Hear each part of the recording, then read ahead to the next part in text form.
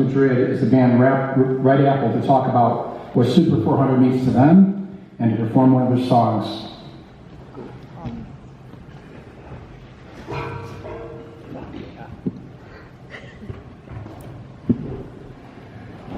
First, we would like to thank you all for having us. It's such a big honor for a little band from Madrid. We are Red Apples, though just me, Darío, and Isa could participate in this video as our drummer Javier recently became the father of 2 little girls. We just wanted to say how important Super 400 are for us. Being a 3-piece band, we always look for other bands with the same formation to learn from them or to steal ideas sometimes. And we didn't want to just keep listening to the classic bands we all love, like the Jimi Hendrix Experience, Cream, or Taste. So in the early 2000s, thanks to the beginning of music sharing on the internet, we discovered bands that were absolutely amazing, that were broadening and expanding the meaning of rock and roll while keeping alive all the blues tradition.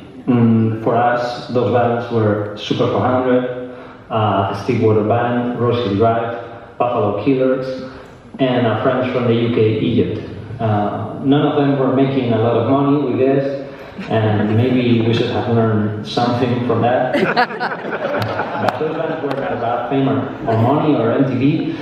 They were all about the music, they were uncompromising, they were dedicated.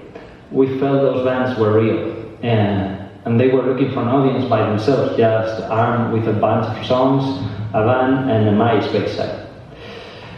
They were touring all the time, and they were even coming to our hometown. So when we could, we saw them and we even followed them, as we did with Super 400 in the last Spanish tour a few years ago.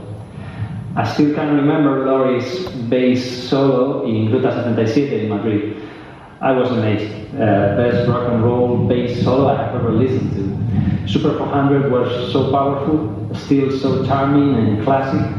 That gig really affected me. I felt that if I really wanted to achieve that level of rock and roll magnificence, I should work much harder and get more committed to my instrument, my voice, my songs, which I don't know if I did to the extent I should. They were giving everything they had. That was the message of their music. We were already fans, but after those shows in Spain, we became almost friends, sharing the kind of friendship you have with someone who connects with you deeply, doing the thing he loves the most. I will always keep their poster in my room, their t-shirt in my wardrobe, and their song in my heart. Long live Super 400.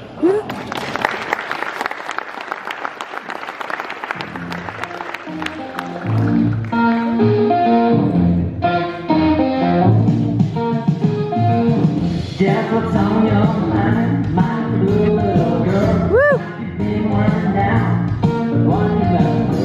How did you find out? It wasn't just you. You should not lose. So many things you never knew.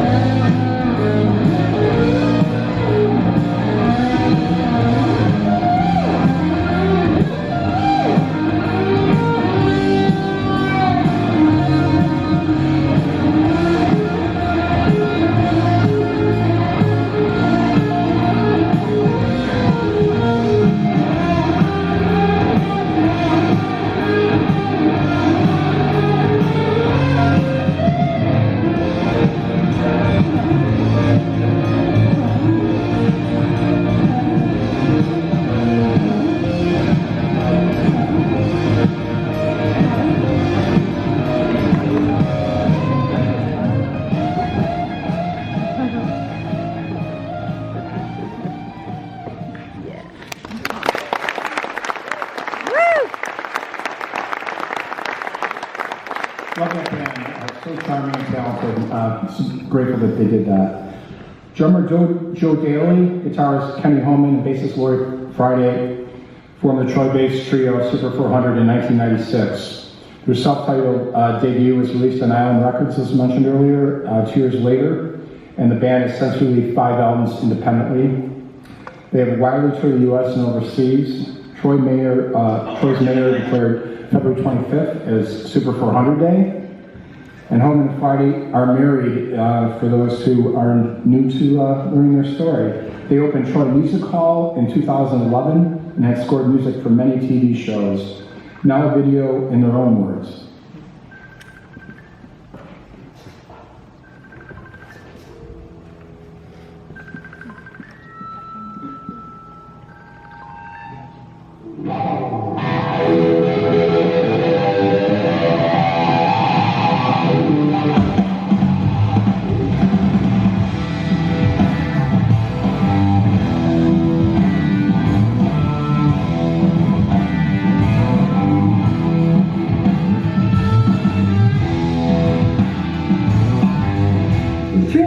Best friends now since pretty much the day that we met as an adult.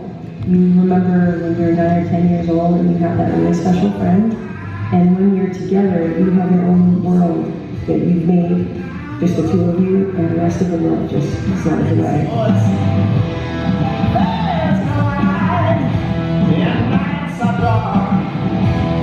9 or 10, I heard Eddie Van Halen, I heard Eruption, and I was like, I don't know what that is, but I have to do that. So I went and took lessons down in Troy, right around the corner from where the Troy Music Academy is now, in Hilton Music, from a guy named Glenn Weiser. And I was playing songs like Mary Had a Little Lamb and that, and I got frustrated with it because I wanted to play like Eddie Van Halen. I couldn't figure out how am I going to get from Mary Had a Little Lamb to Eddie Van Halen. It's just not, it doesn't seem like there's enough years left in my life to get from here to there.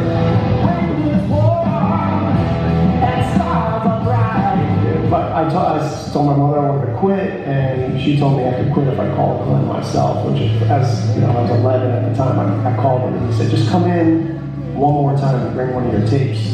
So I brought in Van Halen 1, he put it in, and it was You Really Got Me. And he heard that, and he just picked up his guitar, and he went, he heard it, and he played it back. And the light bulb went off my head, like you can just hear music and play. I didn't know you could just hear it and then play it back.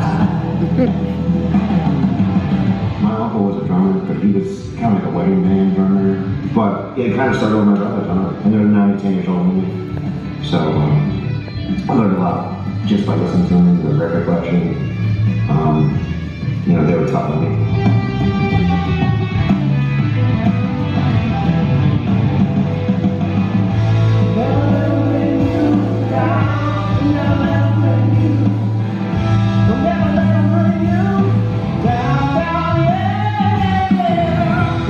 Looking for people to play with, so I started going to a lot of open mic jams after college, and just didn't click with anyone. No one had that style that I was really feeling. And I walked into Polly's, and these two were on stage playing, and they had it in spades. They were the best sounding musicians that I had ever seen. Now it's time, right alone. Now it's time. I approached Kenny on the set break and gave him my number, and then I never heard from him after that. I threw her number away because I had a serious relationship going on, and I was kind of attracted to her. So I thought, you know, this musical endeavor is probably not going anywhere, and so I might as well just throw this number away. Right? I don't know. I felt the spark or something. Our good friend Steve Canlon, who plays with us in Family Tree, he called me about it back when there was no cell phones. He called me on my mother's phone. Hey, did you meet this girl every Friday? You're going to get together and play with her? And I said no, and he said, you really should reconsider because she's amazing. We found out where she worked, and Joe went over there to Last Vestige record shop and got her to come over and play. She showed up with her bass, and we didn't know what was going to happen really. But she plugged in, and we just started playing without discussing much of anything. We just went into a jam that lasted about 45 minutes, and we sounded basically exactly that day. We sounded exactly like we still sound. When we play together now, it almost feels like a continuation of that original conversation that we had musically that day.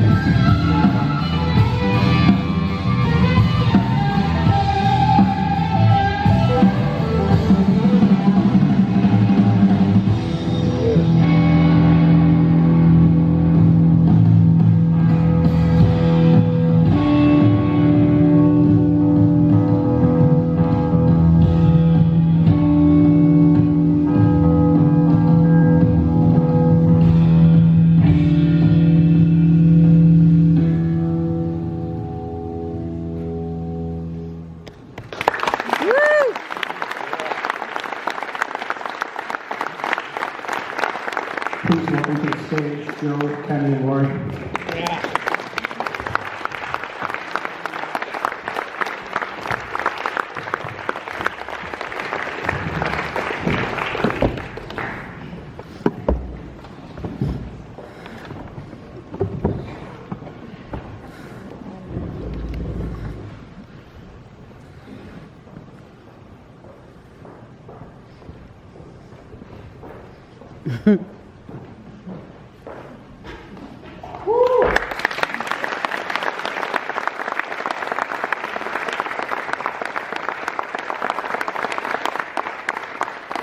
Thank you so much.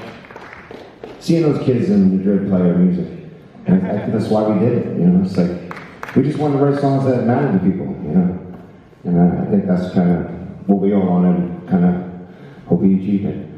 Listen, I want to thank the Eddies. So much negativity going on, and they're just spreading positivity. And thank you guys. Appreciate it.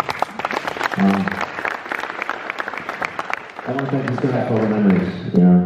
It's been 26 years and we're still making memories. And none of them are here, but I want to thank my family and for lifetime of support. And Patty for always being there for me. Thanks. Love you guys. Thank you.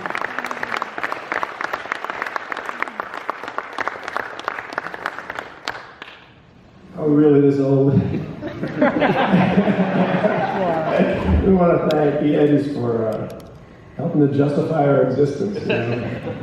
It's you toil away at what you're doing, you're never really sure if you're doing the right thing, but you get a pat on the back and think maybe we did something right after all. You know, it helps you, to give you this gas to carry on, and we really appreciate that. And there's a lot of people we'd like to thank individually, but I'd like to thank just a big love blanket thank you out there to anybody that's ever come to one of our shows or bought one of our records or one of our t-shirts or got us a gig or bought us a beer or helped us carry our gear in and out of the club. And you know who you are. It just, every little help is a help to a band that's, just doing their thing and out in the world, and it really makes a difference. And thank you. I'd really just like to thank these two. They're my family, and we've been playing together so long, and I just love you guys. And thank you for all the music and the life we've made together. And I look forward to our continuing adventures on stage and off. I'd like to thank my daughter Ellie, who's in the audience.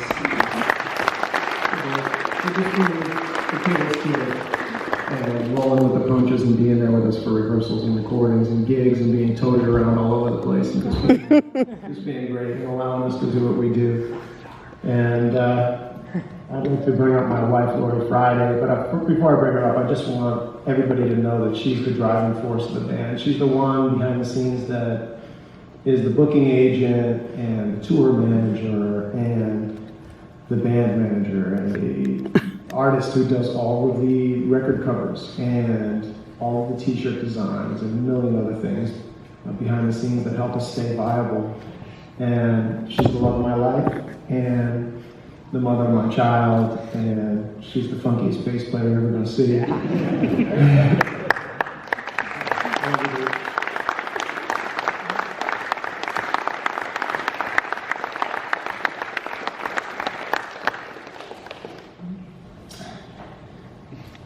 We want to thank the friends that we met over the years. The ones at the beginning really stick in our hearts.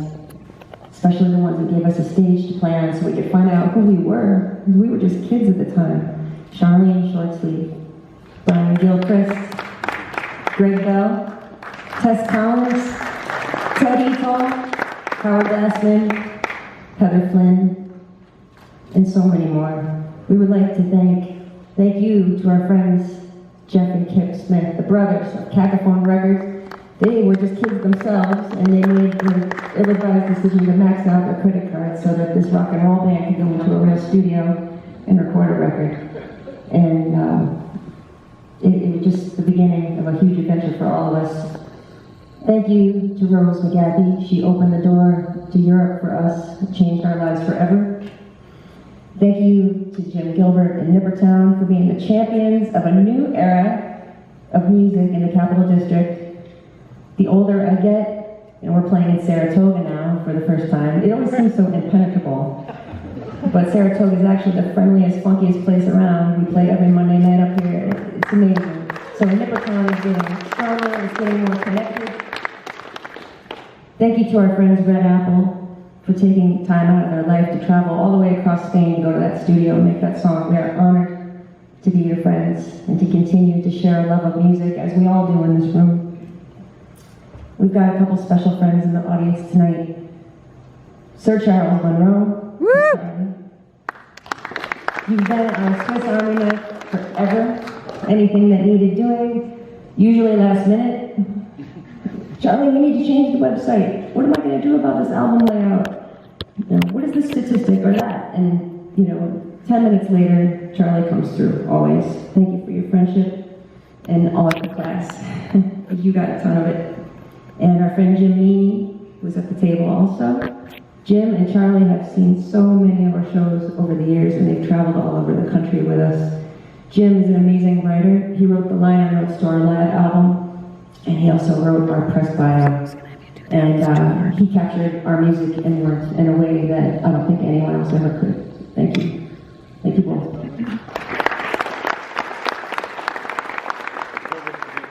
And I've got to talk about my fellows. So Joe Daly, he's been at my side. He has pushed me to be a better player than I thought I could. No one makes me laugh harder than him. It's just been easy with him from the first day. We clicked. And there's nobody else that I'd want to be the co-pilot with at 4 a.m. And Kenny Holman, he's my husband. He's my dream prince. He's my life, my partner, the husband, the father of our beautiful daughter, Ellie. He pushes me to be the best person that I can be, and I want to be. He's seen me through some really challenging times the past few years, and he's done it with the ultimate patience and grace. And I will love you both forever. So I want to renew my vows for Super 400 tonight. 26 more years. I'm ready.